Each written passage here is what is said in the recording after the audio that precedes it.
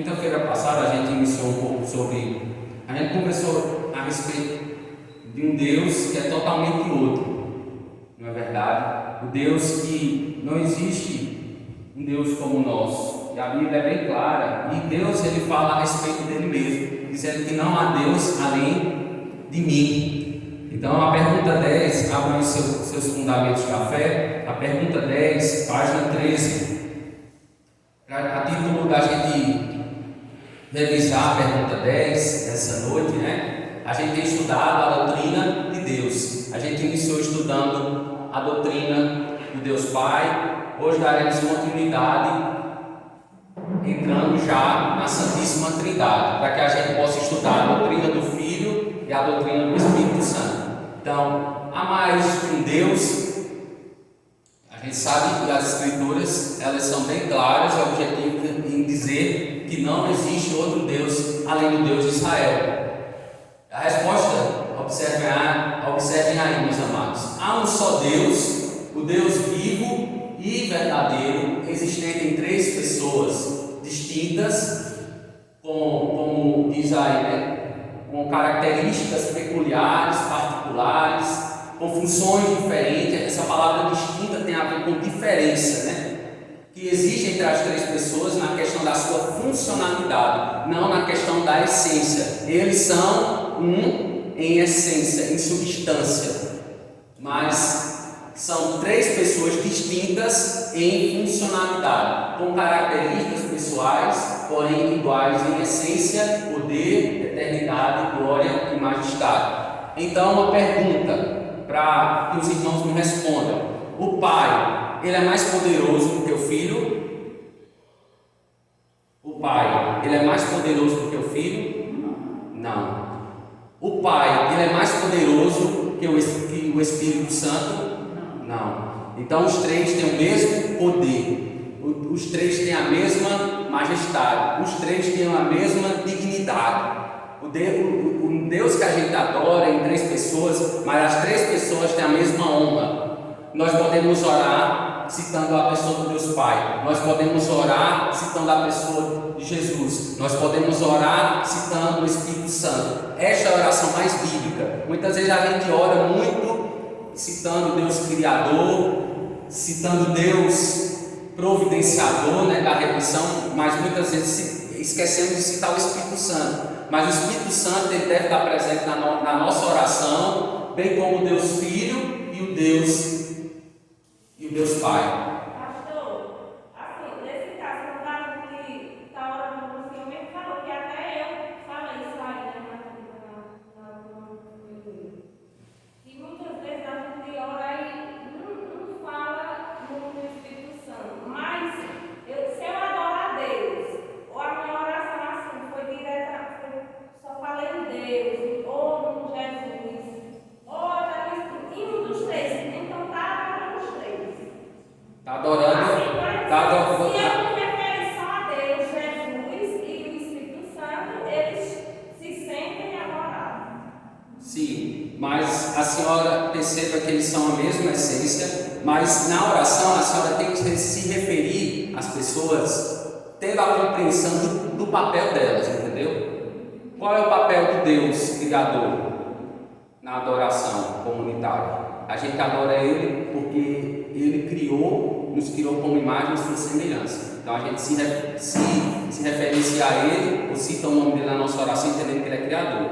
Quando a gente cita Jesus, a gente pensa como Ele é Salvador, Senhor das nossas vidas. Quando a gente cita o Espírito Santo, o Consolador, aquele que aplica a salvação, aquele que é o penhor da nossa salvação, aquele que é o nosso conselheiro, é aquele que aplica as verdades bíblicas na nossa vida. Então, não tem problema, desde que a gente reconheça as três pessoas que são distintas e cada um tem a sua função, mas perceba que a oração bíblica, a oração que os apóstolos deixaram, que o povo de Israel também deixou registrada, tanto nos Salmos, quanto também nos livros proféticos, livros históricos, é a citação desse Deus, né? Desse Deus que é em três pessoas, sempre entendendo, buscando entender a função de cada um na nossa oração.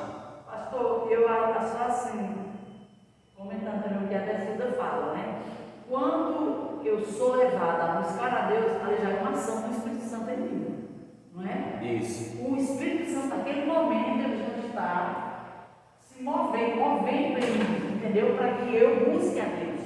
Porque nós não temos essa condição da gente mesmo em si, entendeu? Se a gente não tiver esse conhecimento de Deus, e quando a gente está adorando a Deus e pedindo alguma coisa a Deus, a gente sempre fala que é tudo que a gente recebe dele, reconhece que é tudo por intermédio de Jesus, né? Então a gente quando fala com o Pai, já glorificando ele, dizendo assim, eu estou aqui, tudo já, o Espírito Santo lhe movendo a falar essas coisas, que ele diz que até o que você não sabe falar, o Espírito Santo já interpreta diante de Deus, né?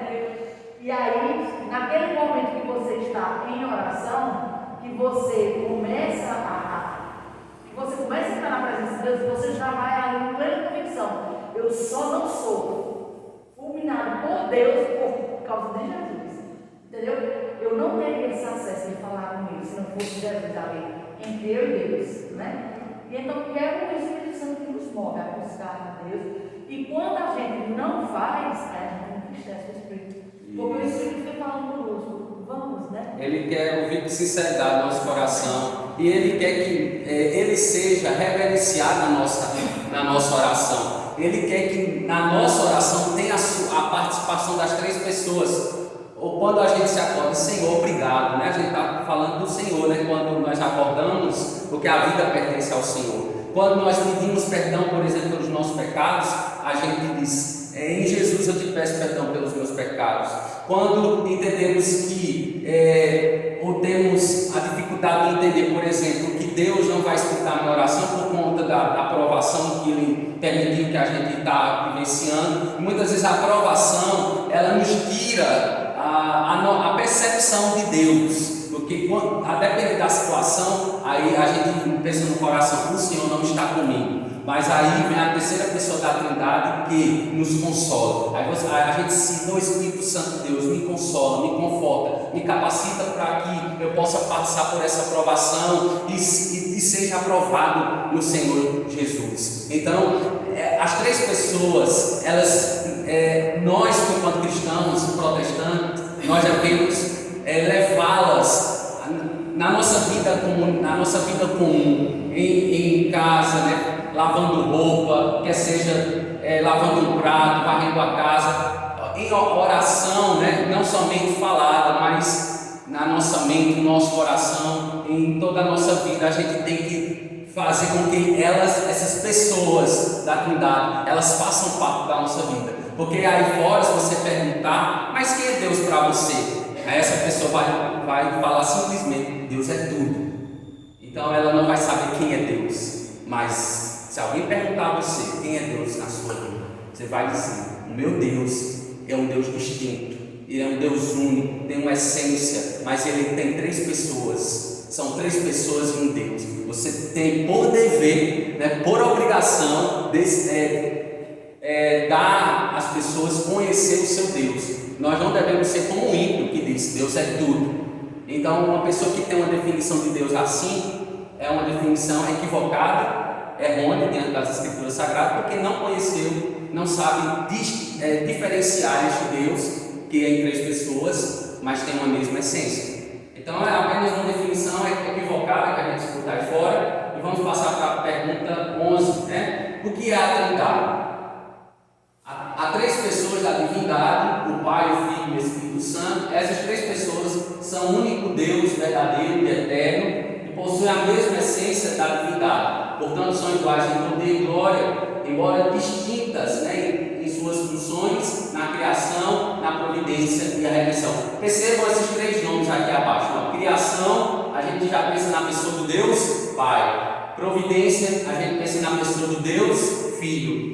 E redenção, aquele que aplica a redenção.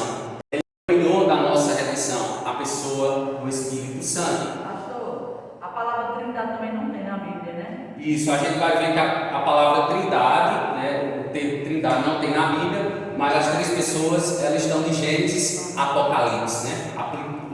Deus revelando de maneira criacional todas as coisas, o Filho, né, aquele que procede do Pai, e o Espírito, aquele que procede do Filho. Então a gente vê a unidade, né, a unidade em diversidade, né? De que maneira? Ele sendo um Deus único, mas diverso em três pessoas. Então a gente vê essa unidade e essa diversidade de Gênesis a Apocalipse. Isso é extraordinário, né? Por exemplo, Gênesis capítulo 1, verso 23, diz o seguinte: façamos o homem à nossa imagem.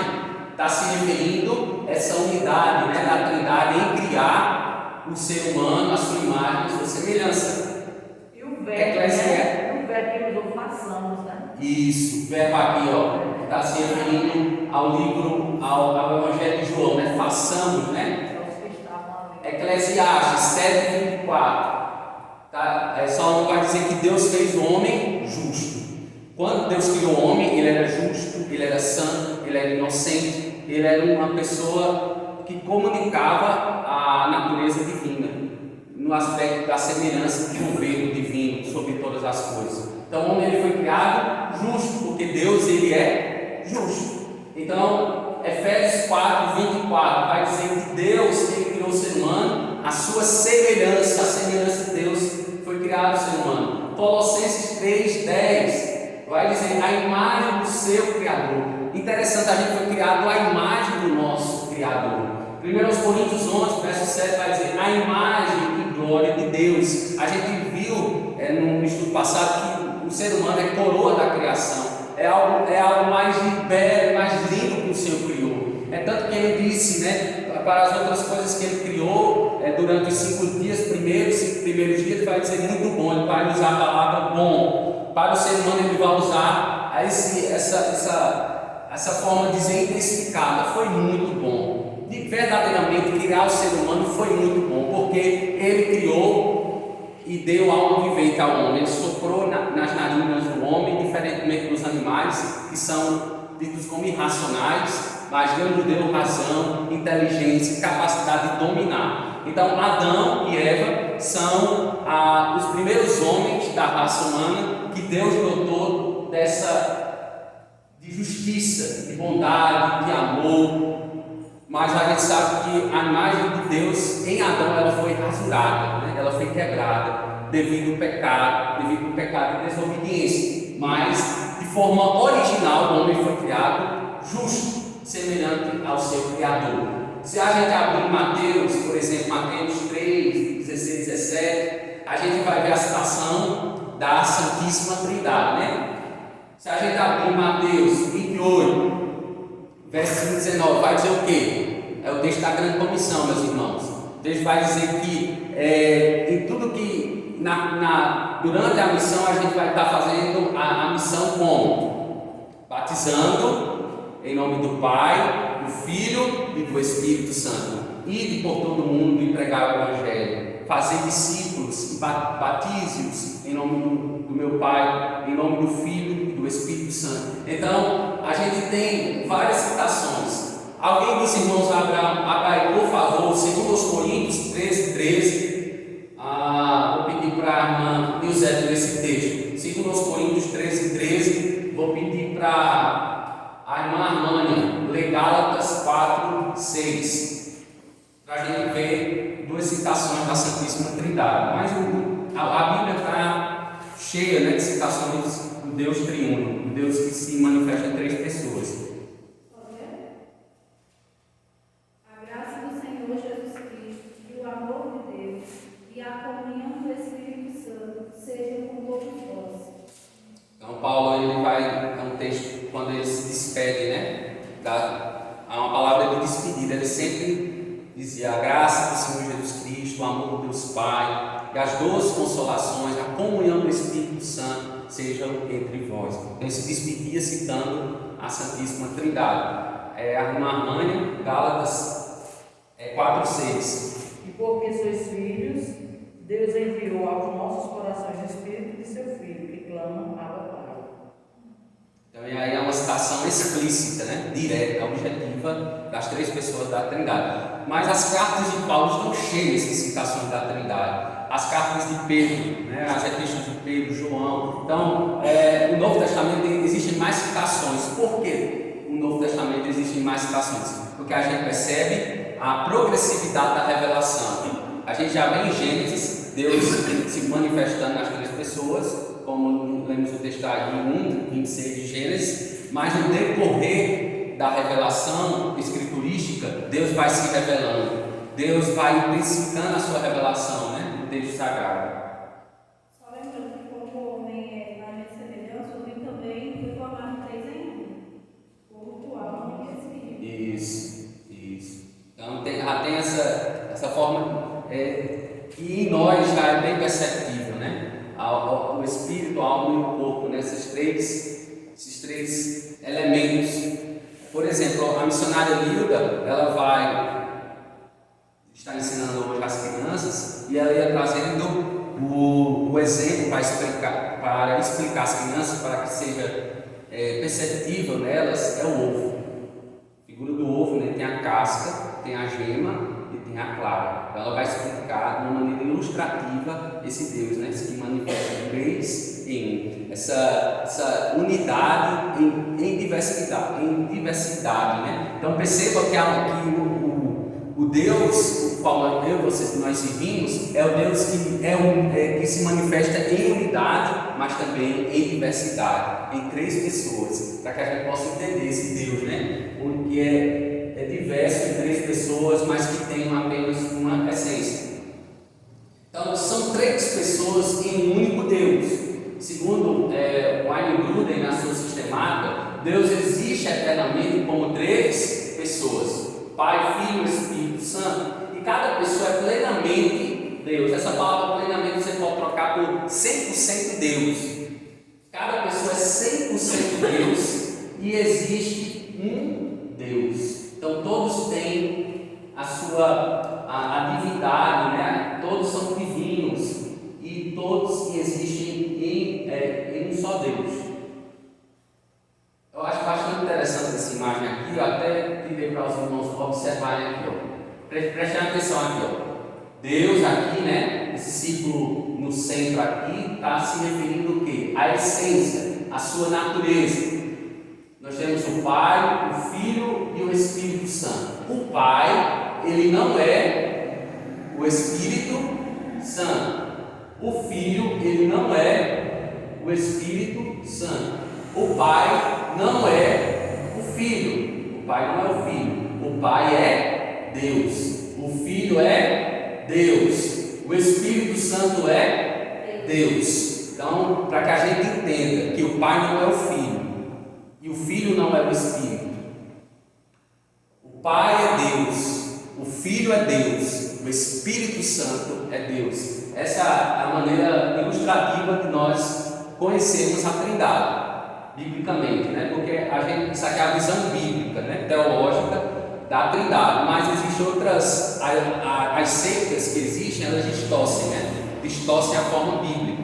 Por exemplo, a Testemunha de Jeová, ela distorce a forma bíblica da Trindade. Ela adora apenas o Pai, ela rejeita a pessoa do Filho e ela rejeita a pessoa do Espírito Santo. Mas se o senhor for ver agora, eu tenho uma prima que ela é testemunha de Jeová. Eu tenho mais de uma prima. E essa prima, eles antigamente, logo quando eu conheci, eram tudo testemunho de Jeová, agora não falavam com Jesus. Agora você precisa ver. É como se fosse assim: se nós não falarmos em Jesus, as pessoas vão se afastar mesmo, porque nós não falamos. Aí eles agora falam, até por sinal, uma delas já fala até em nome de Jesus. Fala alguma coisa, e aí já endossa como em nome de Jesus, que não falavam de jeito nenhum. E quando chegava na casa, É uma estratégia de aproximar. E quando chegava na casa de mamãe para debater com a mamãe, entendeu? Que ela mora em Petrolina. Quando ela chegava lá para debater com a mamãe, às vezes eu chegava e dizia: mulher, para frente, eu esqueci de dizer isso, eu esqueci de dizer isso, eu esqueci de dizer isso. Eu digo: mamãe, elas ficam tentando, quando a senhora vê a pessoa tentando se explicar demais, é porque ela não tem firmeza naquilo que ela está dizendo. E a senhora disse: e pronto, não precisava mais esticar a conversa. Porque ela é quem fica doida. E aí agora, quando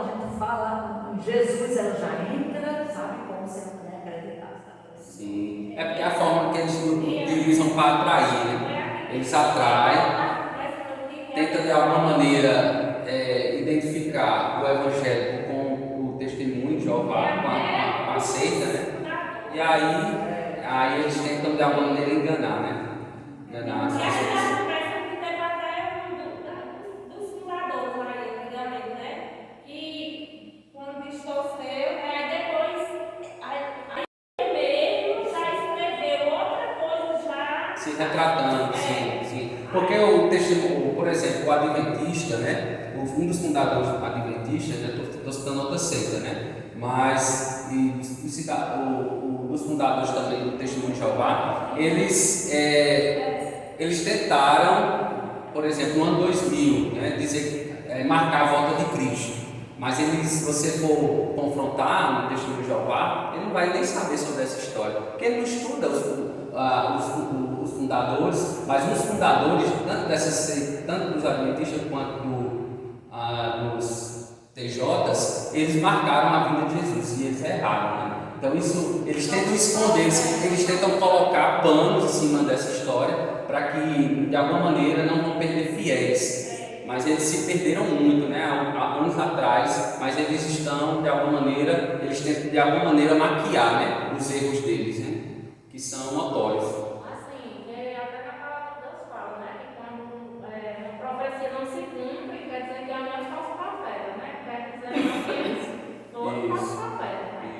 Aí nós confiamos. Falsa profecia, né? Então a gente tem tantas outras seitas, por exemplo, os mormons, né? Que ainda não chegou ainda em Serrita, né? Os mormons, mas em Serra tem muitos mormons, é a Igreja de Jesus Cristo, né? Dos últimos dias. Eles caem por causa da Trindade. As seitas, elas vão de alguma maneira estar distantes do Evangelho por causa das doutrinas, por exemplo, por de alguma maneira não entenderem Cristo biblicamente, não entenderem a pessoa do Espírito Santo biblicamente. Então as seitas, elas vão cair, são falsos segmentos, né, religiosos por causa do desprazer da Trindade, né? Eles sempre vão de alguma maneira tentar derrubar as pessoas da Trindade, especialmente o Filho e o Espírito Santo. Então a palavra Trindade não se encontra na Bíblia, né? Como a irmã já falou, significando um ensinamento bíblico de que Deus é três pessoas, ou seja, cada pessoa é plenamente Deus, da mesma substância, iguais em poder e glória, porém um só Deus. Em várias citações, né? A gente não vai abrir todas, mas percebam, né? De Gênesis a Apocalipse, nós temos citações da Santíssima Trindade. O texto está cheio, né? Está cheio de referências bíblicas sobre a Trindade. Então, Deus ele é revelado como o Pai, e o Filho e o Espírito Santo, cada um com atributos pessoais distintos, mas sem divisões de natureza, essência ou ser. Isso não significa que Deus se manifesta em três diferentes maneiras, mas sim que existem três distinções presentes na divindade única. Vamos explicar isso. Por exemplo, na criação sabemos que Deus ele falou e a terra veio a existir. O que é que Deus disse? Haja luz, haja firmamento. Mas antes ele disse o quê? Deus no princípio criou os céus e a terra. Então a palavra de Deus criou todas as coisas, por intermédio dela todas as coisas foram feitas. Então Deus, quando ele viu a terra, quando ele fez a terra existir, o universo, as constelações, esse Deus, quando ele fala, ele manifesta o seu poder na criação. Porém, João capítulo 1, verso 3 registra que Deus Filho, ele executou estas palavras. Todas as coisas foram feitas por intermédio dele, e sem ele nada do que foi feito existiria. Então em Gênesis, né, a gente vai ver a questão do Espírito, mas o Filho ele estava no momento da criação, o Espírito Santo estava no momento da criação. Eles estavam em unidade com esse Deus Criador dos céus e da terra. mas cada um uma posição distinta, ou compreendendo uma função. O filho, juntamente com o pai, criando todas as coisas, mas socorrendo o homem, né, quando pecou. A gente tem uma possível aparição do próprio Jesus, né, na virada da tarde. O texto vai dizer, né, em Gênesis, na virada da tarde, eles cultuavam esse Deus, né? Cultuavam quem? Cultuavam a Santíssima Trindade. Quem estava cultuando? Adão e Eva. Na virada da tarde, a presença de Deus, ela descia na região do Éden. Então, provavelmente, né, a pessoa do Deus Filho, né, se manifestando corporalmente.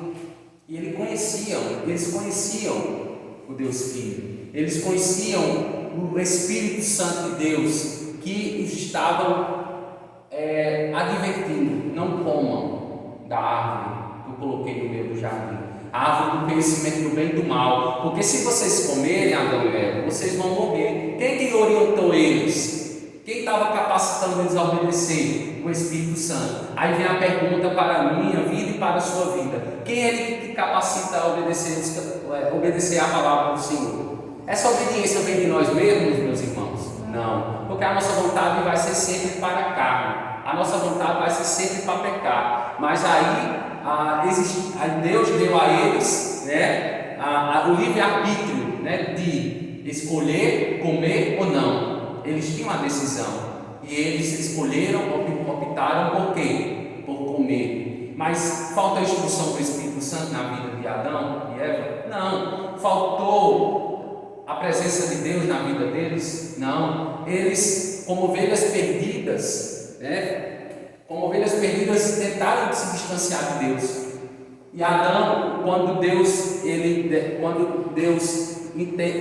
observa que Adão peca, ele procura Adão, né? Ele diz: onde estás, Adão? Onde você está? E ele consegue se esconder entre as árvores. Mas quando a gente percebe que Deus, ele mata um animal, né? Isso vai dizer que Deus matou, sacrifica um animal e veste tanto Adão como a sua mulher com peles de animais. Então Deus proporcionou para eles um sacrifício. E esse sacrifício é um indicativo de perdão de pecados. É um indicativo que eles foram, a culpa deles foi extirpada. A culpa deles foi, de alguma maneira, pelos seus pecados, perdoada. Então a gente percebe, Abraão, aí o texto, esse indicativo, né? Gênesis 3, 21. O Senhor Deus fez roupas de pele e com elas vestiu Adão e sua mulher. Então Deus, ele foi ao encontro de Adão. Deus sacrificou um animal, e esse sacrifício foi como algo que a gente observa, esse sacrifício como algo que os sacerdotes faziam, né, que era aspergir sangue, né, no altar para a purificação de pecados, em forma de holocausto, né? Se apresentava um animal, um cordeiro, um boi, um carneiro, como o sangue deles era aspergido sobre o altar, como o sangue de Cristo ele foi derramado. Percebe?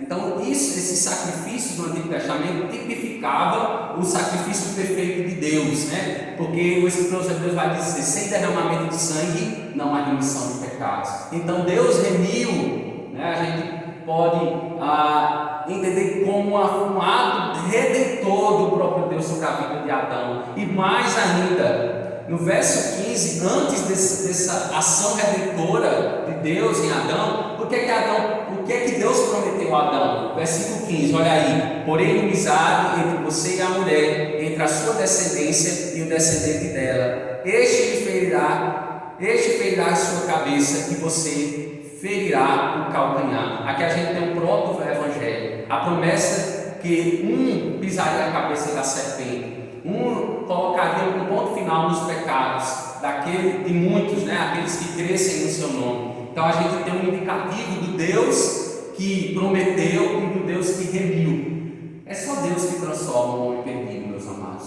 Não adianta a gente colocar a nossa confiança neste mundo. O mundo não tem nada para nos oferecer. a gente percebe que só Deus ele pode transformar. Só o Evangelho de Cristo ele pode transformar o homem. Só o Evangelho de Cristo pode redimir o homem dos seus pecados. E assim Deus o fez por intermédio do seu amor, por intermédio da sua misericórdia na vida de Adão.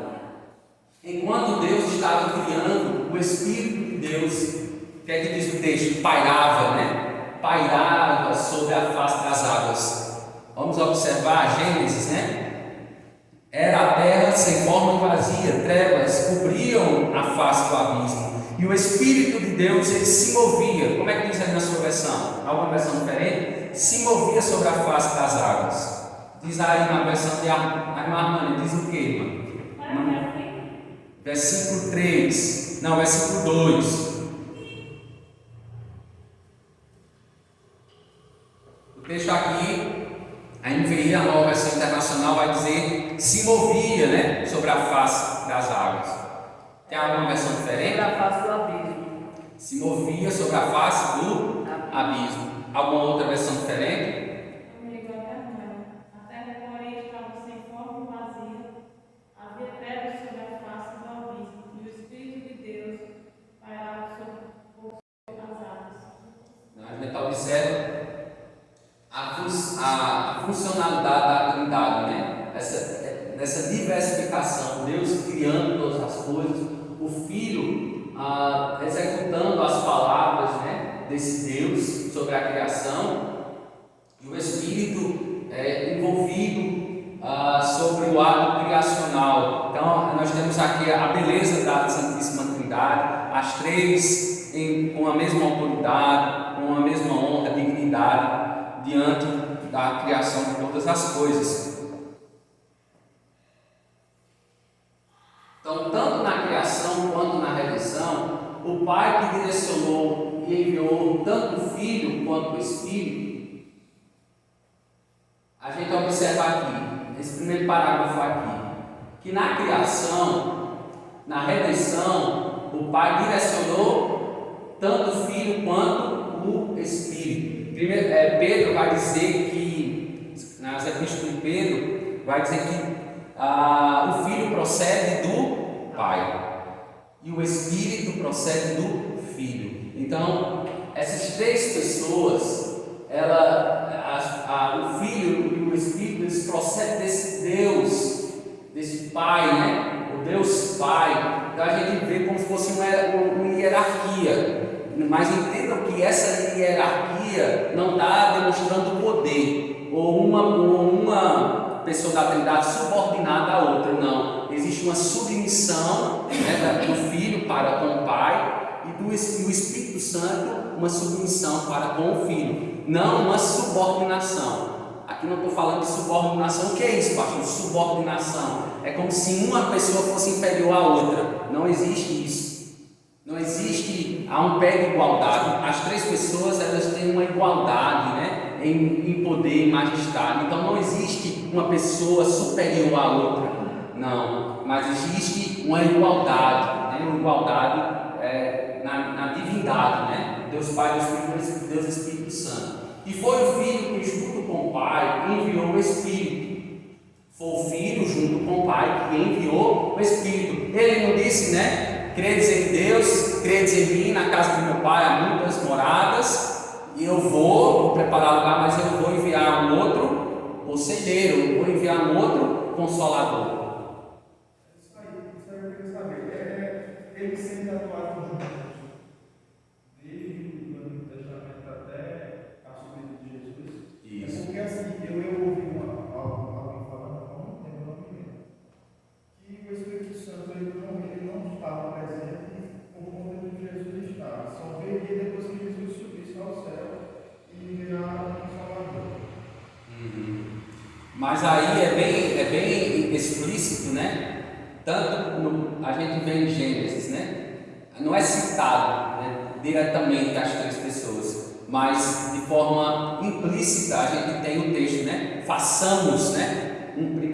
Gênesis 1:26. Façamos o homem a nossa imagem e semelhança. Então, de forma implícita, não é citado, né? O Pai, o Filho, o Espírito de forma explícita, mas implícita ela é citada. de Gênesis a Apocalipse, Eu entendeu? também queria entender a fundo, Sim. foi a fundo que falou. Tu entendeu, Marciano? E o Espírito Santo, ele só atuou aqui na terra, entre os homens, aqui, né? Depois que Jesus subiu.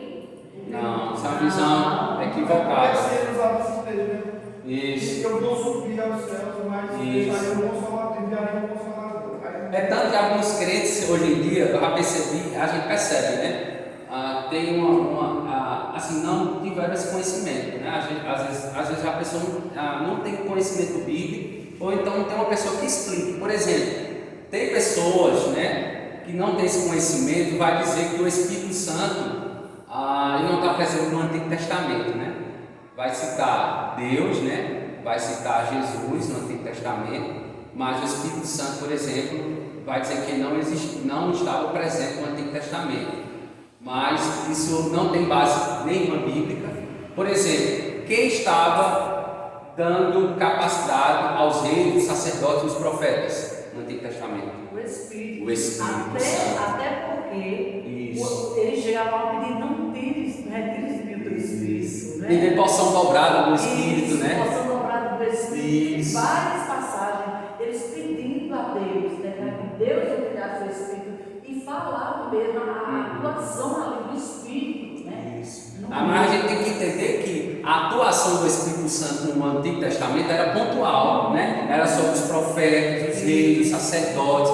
No Novo Testamento é contínua, porque Jesus veio, quando ele foi, aí a operação dele se tornou contínua na igreja. Então todo crente é um sacerdote, né, do seu lar. Não existe mais uma ordem sacerdotal, né? Não existe mais uma ordem dos profetas, não existe mais uma ordem dos reis, mas todos são sacerdócio real, povo de propriedade exclusiva de Deus. Hernandes Dias Lopes, ele explica aqui a respeito do Espírito Santo Consolador. Ele diz assim: Jesus disse que o Pai enviará o Espírito Santo a fim de estar para sempre com a igreja, consolá-la em suas angústias e guiá-la pelos veredas da verdade. 4 verdades são destacadas aqui sobre o Espírito Santo. Primeiro, é o Consolador semelhante a Jesus. E eu rogarei ao Pai, e ele nos dará outro Consolador. Há 2 palavras gregas para outro: héteros, que é outro diferente, e alus, que é outro igual, da mesma substância. O Espírito é Deus, com os mesmos atributos do Pai e do Filho. Em Drissen, diz que o Espírito é outro Consolador e não um Consolador diferente. A palavra grega, paracletos, significa advogado consolador, a pessoa que traz para o lado a outra, a fim de ajudá-la, protegê-la e livrá-la. É o ajudador ou defensor, um amigo no tribunal. Segundo, é o consolador permanente dos discípulos, para que fique para sempre convosco. O Espírito Santo jamais deixaria os discípulos, daria a eles consolo nas horas mais amargas, direção nas horas mais confusas e poder nas horas mais cruciais. Terceiro é a fonte da verdade. O mundo não pode conhecer nem receber o Espírito Santo, pois o mundo anda enredado pelo engano, alimentado pela mentira, perdido no emaranhado de ideias. O Espírito Santo é a fonte da verdade. Ele inspirou as Escrituras e nos ilumina a mente para que as entendamos.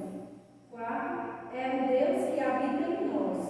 Vós o conheceis, pois ele habita convosco e estará em vós.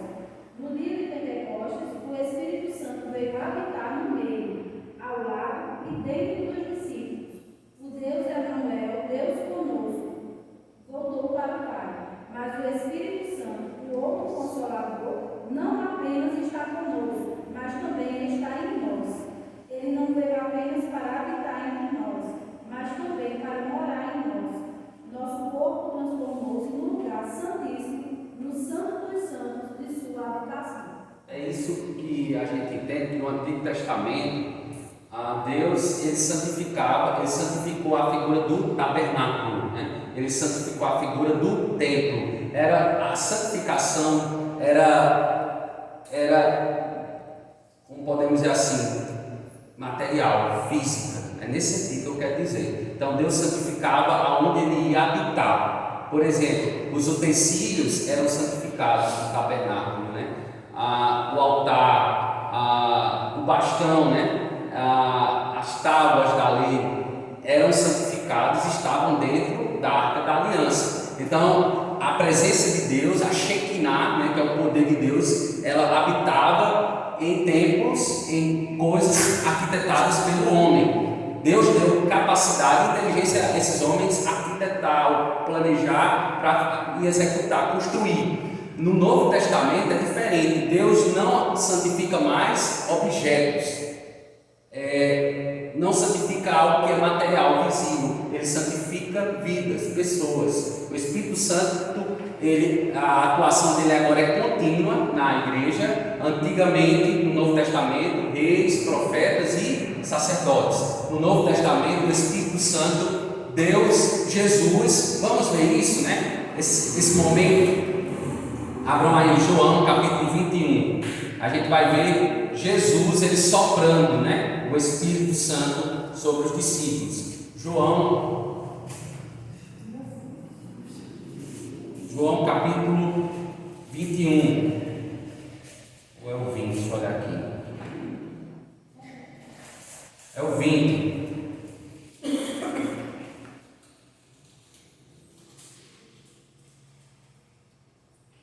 Deixa eu ver. João 20.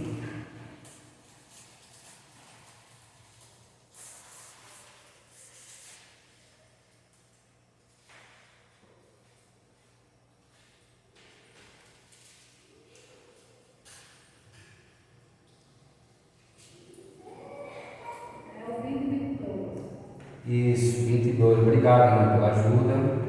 22. E com isso soprou sobre eles e disse: recebam o Espírito Santo. Aqui a gente tem um texto da restauração, né? Dos discípulos e o próprio Jesus soprando. Só quem sopra, quem é que soprou em Gênesis? O próprio Deus, nas narinas, né? Daqueles bonecos de barro, né? Então ele soprou o fôlego de vida, a alma viver. Aqui Jesus, o único que tem a autoridade de soprar vida, o Espírito, agora ele sopra o Espírito de vida. Quem é nascido da carne é carne, quem é nascido do Espírito é do Espírito. Então Deus ele nos criou como imagem e semelhança, poder criacional. Nós morremos, não é verdade? Após o pecado de Adão, e nós estamos agora diante dos nossos delitos e pecados. Mas nós só podemos nascer de novo, e aí a gente vê a questão de Jesus com Nicodemos.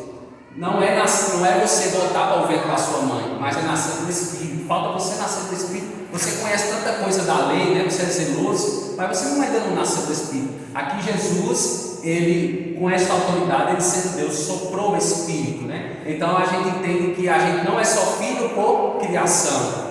Todas as criaturas são filhos por criação, mas só aqueles que recebem a Jesus são filhos por redenção. Quem é nascido da carne é da carne, quem é nascido do Espírito é do Espírito. Então em Jesus nós somos nascidos do Espírito. É isso que Paulo vai dizer, né? Em Efésios 1,13, né? Lhes darei o Espírito da promessa. O Espírito da promessa é o selo, né? É a garantia da nossa salvação, é o penhor da nossa salvação. Então foi entendido, irmã José? O Espírito Santo ele já estava presente. Ele Isso. só não morava dentro de nós, mas ele já agia. Isso, ele já agia de maneira pontual, né? A questão da pontualidade do Espírito, no Antigo Testamento, a continuidade da ação do Espírito, de forma mais abundante, vamos dizer essa palavra, né?